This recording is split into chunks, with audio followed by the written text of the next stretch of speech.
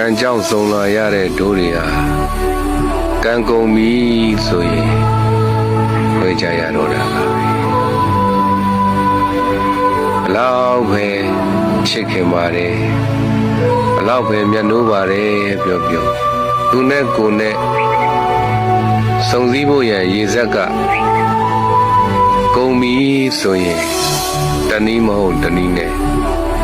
ဝေကြရတော့တာပါပဲလေကြောင်ပဲစုံစည်းခဲ့တဲ့တိမ်တိုက်တွေဟာလေကြောင်ပဲခွဲခွာသွားကြရတာပါပဲကံကြောင်းတရားတွေတိုက်ဆိုင်ပြီးတော့စုံစည်းခဲ့ကြရတဲ့ဒိုးတွေဟာကံကုန်တဲ့တစ်နေ့ကိုယ့်ထုတ်ကိုပိုက်ပြီးတော့ကိုယ်ခရီးကိုရှေ့ဆက်ကြရမှာပါပဲဒါကြောင့်မသေးခင်ချစ်ပါအသက်ရှင်နေတဲ့ကာလတောတွင်းမှာသူ့အပေါ်မှာကိုပေးနိုင်တဲ့မေတ္တာကရုဏာတွေ